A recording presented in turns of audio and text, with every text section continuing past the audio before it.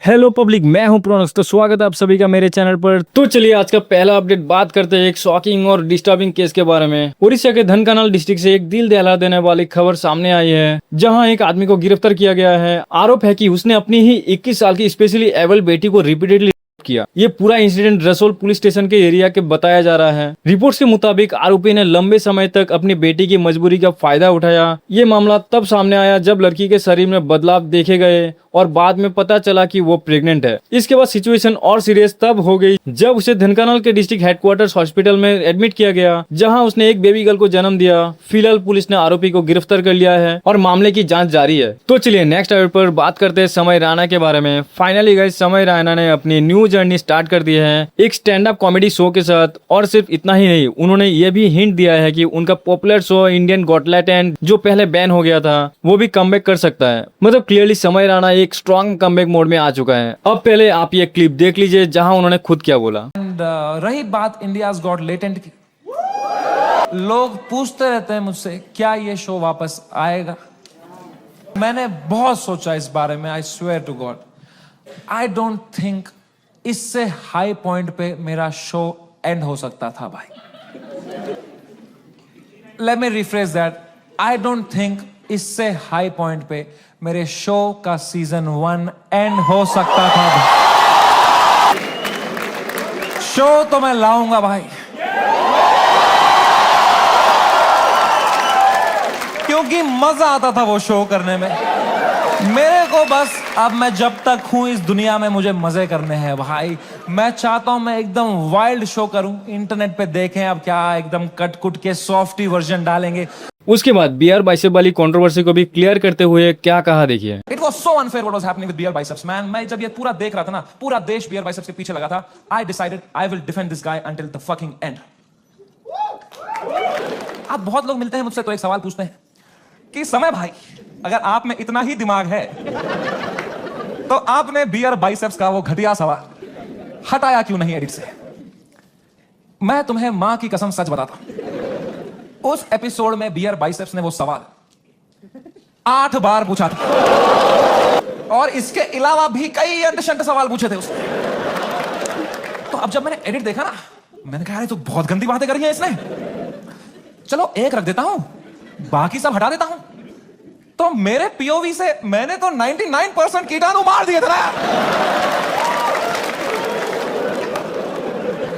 मुझे थोड़ी पता था वो 1% से ही पैंडेमिक हो जाएगा यार। तो चलते हैं नेक्स्ट अपडेट पर, हेरा फेरी 3 के बारे में। काफी टाइम से फिल्म को लेकर डिले और लीगल इशू की न्यूज चल रही थी, लेकिन अब परेश रावल ने सिचुएशन क्लियर कर दी है। उन्होंने कहा कि फिल्म डेफिनेटली आ रही है और वो जल्द ही इसकी शूटिंग भी स्टार्ट करने वाले हैं। तो चलते हैं next update, Dhruv Rathee versus DS education को लेकर। रिसेंटली कुछ दिनों से इन दोनों के बीच काफी कंट्रोवर्सी चल रही है। ध्रुव राठी ने जो रामायण के ऊपर एक कंट्रोवर्शियल वीडियो अपलोड किया था, उसी पर डीएस एजुकेशन ने क्लैरिफाई करते हुए एक रेस्पॉन्स वीडियो बनाया। पहले आप छोटा सा क्लिप देख लीजिए। कि पूरे साल भर ये कुछ याद नहीं आएगा, लेकिन रामनवमी या फिर दशहरा के आने से पहले इनकी लेफ्टिस्ट प्रोपेगेंडा फैक्ट्री फिर से चालू हो जाती है। प्रभु श्री राम के निर्मल चरित्र पर ऐसे आरोप लगाते हैं ये। मैं पूरे वाल्मीकि रामायण के कंगाल के प्रूफ्स लेकर आया हूँ। हनुमान जी मानेंगे कि मांस शब्द के संस्कृत में 2 मतलब होते हैं, एक पशु पक्षी या फिर मछली का मांस और दूसरा मीनिंग फल का गूदा, उसे भी संस्कृत में मांस ही कहते हैं। और ये अज्ञानी अपना उल्लू सीधा करने के लिए वर्ड्स के 2 मीनिंग निकालकर अर्थ का अनर्थ कर देते हैं। में कभी भी ऐसे प्रोपेगेंडा फैलाने वाले एंटी हिंदू के बातों में आकर अपने सनातन धर्म पर, अपने हिंदू धर्म पर डाउट मत करना। तो इसी के साथ ध्रुव राठी ने डीएस एजुकेशन के चैनल पर 2 कॉपीराइट स्ट्राइक दे दिए और डीएस एजुकेशन ने ध्रुव राठी को रिप्लाई करते हुए स्टोरी शेयर करके क्या कहा, देखिए। ध्रुव राठी यहाँ पर फ्रीडम ऑफ स्पीच की बात करते हैं। अब कहाँ गई उनकी फ्रीडम ऑफ स्पीच? हाल ही में आपने नोटिस किया होगा कि अभी मेरे डीएस एजुकेशन चैनल के कुछ वीडियो अचानक गायब हो गए हैं। काफी लोगों ने कमेंट करके पूछा भी कि ऐसा क्या हुआ। तो मैं आपको साफ साफ बताना चाहता हूँ कि मुझे ध्रुव राठी की ओर से कॉपीराइट स्ट्राइक मिली है, जिसकी वजह से मेरे 3 वीडियो यूट्यूब से हटा दिए गए हैं। असल में उन वीडियोस में मैंने ध्रुव राठी के क्लिप्स इस्तेमाल किए थे ताकि उनके बातों को और उनके पॉइंट्स को अच्छे से समझाया जा सके, लेकिन शायद उन्हें लगा कि इनका कंटेंट सही तरीके से यूज नहीं हुआ है और इसीलिए उन्होंने कॉपीराइट स्ट्राइक भेज दी मुझे। अब मैं बस इतना ही कहना चाहूंगा कि मेरा इंटेंशन किसी का कंटेंट चुराना नहीं था, बल्कि वीडियो को अलग पर्सपेक्टिव से रखना था। फिलहाल आगे मैं और ज्यादा ओरिजिनल कंटेंट बनाने की कोशिश करूंगा ताकि फिर कभी ऐसा इशू ना हो। बेसिकली ध्रुव राठी ने 1 साल पहले ही उन्हें वार्न कर दिया था। उन्होंने बोला था आप में पोटेंशियल है, अपने वीडियोस खुद बनाओ, ऐसे मेरे वीडियोस कॉपी मत करो वरना कॉपीराइट स्ट्राइक आ जाएगा, गुड लक। तो चलिए नेक्स्ट पर बात करते हैं एक ऐसे केस के बारे में जिसे सुन के आपका सिस्टम हिल जाएगा। तमिलनाडु के एक ऐसे हिस्टोरिक और लैंडमार्क वर्डिक्ट सामने आया है। 2020 के मेन कोर्ट ने 9 पुलिस पर्सनल को डेथ पेनल्टी सुना दी है। ये केस था बिजनेसमैन पी जयराज और उनके बेटे जे बेनिक्जा का, जिन्हें कोविड-19 लॉकडाउन के दौरान सिर्फ इसलिए पुलिस कस्टडी में लिया गया था क्योंकि उन्होंने अपनी शॉप अलाउड टाइम के बाद तक खोली रखी थी। लेकिन दोस्तों जो आगे हुआ वो सिर्फ एक अरेस्ट नहीं था बल्कि एक ब्रूटल टॉर्चर केस था। कोर्ट ने क्लियरली कहा कि उनकी डेथ नेचुरल नहीं थी बल्कि पुलिस कस्टडी के अंदर उनके साथ बहुत ही ज्यादा ब्रूटली और टॉर्चर किया गया था। मेडिकल और फॉरेंसिक रिपोर्ट्स ने कॉन्फर्म किया कि उनके शरीर पर सेवरल इंजुरीज थी जो क्लियरली दिखाता है कि उन्हें अंदर ही ब्रूटली असॉल्ट किया था। इस केस की इन्वेस्टिगेशन के बाद में यानी सीबीआई को दे दी गई थी। पिछले 5 सालों में 50 से ज्यादा विटनेस और स्ट्रॉन्ग एविडेंस एग्जामाइन किया गया और फाइनली कोर्ट ने इसे ह्यूमन राइट्स के सबसे बड़ा वायोलेशन बताते हुए कहा, लॉ के सामने कोई भी ऊपर नहीं है, चाहे वो पुलिस ही क्यों ना हो। इस वर्डिक्ट में सिर्फ डेथ पेनल्टी ही नहीं बल्कि विक्टिम के परिवार को 1.4 करोड़ रुपया का कॉम्पेंसेशन भी दिया गया है। ये जजमेंट एक स्ट्रॉन्ग मैसेज देता है पावर का मिसयूज करने वालों के लिए। अब सिस्टम चुप नहीं बैठेगा। आपका क्या कहना है इस डिसीजन पर? क्या ये जस्टिस है या और भी स्ट्रिक्ट एक्शन होना चाहिए? कमेंट करके जरूर बताना। तो चलिए नेक्स्ट टॉपिक पर बात करते हैं टेलीकॉम सेक्टर से जुड़ी एक बड़ी खबर के बारे में। अभी तक अगर आप telecom regulatory authority of India के रूल्स देखें तो एयरटेल, जियो या वीआई का रिचार्ज लेने पर आपको जबरदस्ती डेटा पैक के साथ ही रिचार्ज करना पड़ता है, चाहे आपको सिर्फ कॉलिंग ही क्यों ना चाहिए हो। मतलब अगर किसी को सिर्फ वॉइस कॉल और एसएमएस यूज करना है तो भी उसको 299 या 349 जैसे डेटा वाले प्लान लेने पड़ते हैं। लेकिन अब इसी प्रॉब्लम को सॉल्व करने के लिए ट्राई ने एक नया अपडेट लाया है जिसमें टेलीकॉम कंपनीज को mandatory voice plus SMS only plans देने पड़ सकते हैं, वो भी सस्ते प्राइस पर बिना डेटा के। इसका सीधा फायदा उन यूजर्स को मिलेगा जो इंटरनेट यूज नहीं करते या सिर्फ कॉलिंग के लिए सिम ही रखते हैं। तो चलिए नेक्स्ट टॉपिक पर बात करते हैं इंडियन टूरिस्ट के बारे में। नेपाल से एक वीडियो काफी तेजी से वायरल हो रहा है जहां एक इंडियन टूरिस्ट पर आरोप है कि मूविंग कार से गुटखा थूक रहे थे। इसके बाद वहां के एक लोकल्स ने उनकी गाड़ी रुकवाई और उन्हें कॉन्फ्रंट करते हुए क्या कहा देखिए। इंडिया नहीं है भाई, ये नेपाल है, गंदा मत करना। और पानी डालो उधर, पानी डालो जल्दी। अरे आप लोग इंडिया से इतना बड़े देश से आते हो तो इधर आके गंदा कर दियो।